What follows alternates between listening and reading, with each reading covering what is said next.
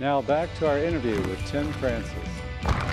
Hey, you've taken all these experiences from your own journey and you put it together kind of in a PowerPoint mission effort that you go across the country. How many places have you been? I mean, hundreds and hundreds of places in the United States and Canada, conferences and parish missions. Yeah, and your website is You Shall Believe? Yeah, YOU, youshallbelieve.com. So tell us about like one of your presentations. What do you do there? Well, my goal was not to tell people about it. My goal was to allow people to experience what I experienced. And so it's a multimedia event. It will have huge screens set up, and people will actually get to see the bleeding host. They'll actually get to see things of this nature in the scientific investigation, a stigmata, what it looks like. And then we go into the meaning behind it, what the church teaches, what the scriptures teach, and where that leads people. And it's always about bringing people back to the sacraments. I can't tell you how many parents and grandparents have said, you know, that their kids, this really caught their attention, and it's bringing them back to the faith. I think one example, if I can give it to you, this lady came to an event in Arizona, and it was a 3-night event. She said, I want my son to hear I just need my son to hear this frantically. I said, well, bring him. She said, he won't come. I said, pay him. And she actually did. She paid him $100. He sent me an email. He didn't know how I knew this. He said, I want to thank you for changing my life. He said, my mother drugged me to the second night of the mission. He goes, I only used to go to Mass on Christmas and Easter, and now I go to daily Mass. And so that's been a pretty normal experience. Yeah, so you work a lot with parents, grandparents to get their kids back, right? Trying to give them some tools of how to Huge, yeah. I understand. I understand that so many people at these churches, their parents and grandparents or kids are no longer going to church. Their grandson's not going to church, and it's breaking their heart. So that's a huge, huge mission for me, is to help them, give them tools. Right. I know we're the same age, and you seem like you come out of the system sometimes not knowing these fundamental truths at a heart level about the real presence, or about the Mass is truly a sacrifice. And those are some of the points you're hammering, the role of Mary. Talk about Mary. What do you tell them about Mary? A lot, but what you said is an understatement. I mean, we come out of there. I'm trying to be that. No, I'm not blaming anybody. To me, it doesn't matter why it is. It just is. We don't care. We don't know why we do what we do, right?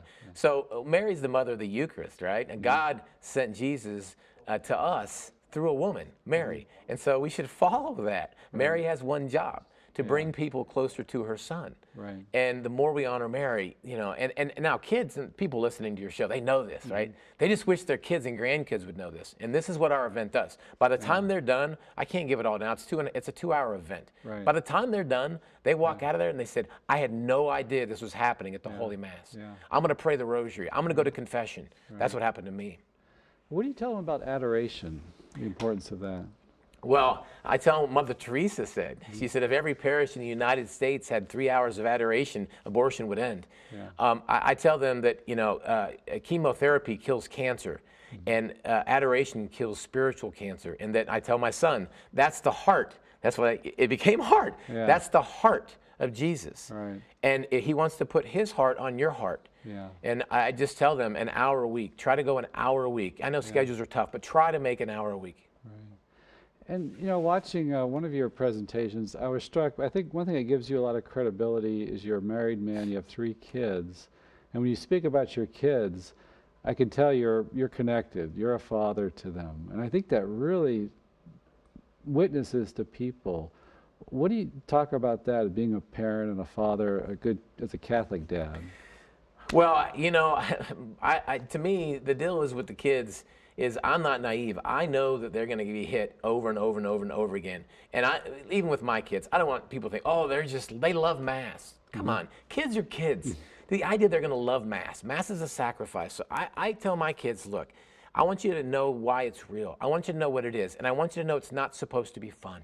Right. Okay? It's not supposed to be fun. And when I'm old, maybe it's not entertainment. No, of course. I didn't used to understand that. Right?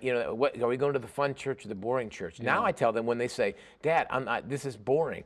I say, could you imagine being at the foot of the cross and going, could we hurry up with this, Jesus? This is boring, So I think it's sinking in, but I mean, kids are kids. And you even you have an interesting line too about the dryness of the spiritual life, sometimes the dryness of the Mass or the music or whatever is going on. And that's an opportunity now? Oh yeah, give me the 95-year-old priest that I can't even understand, or the guy from Africa who I have to pay attention or whatever. Yeah. I love it because the truth is, as you know, I'm preaching to the choir.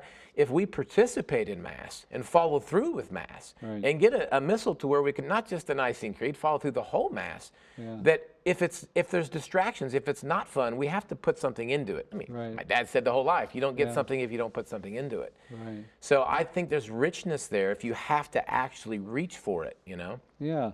It's almost sometimes if we're always like stimulated on the sense level, it's kind of harder to go deeper sometimes. You I know? think And if- that is so true. Yeah. It happens in the mega churches. Yeah. Everybody, not everybody, most people who went to this grand poobah mega church that we used to go to 15 years ago, everybody we know is going to another church now, and they've went to 2 or 3 different churches because the excitement wears off. Right, right.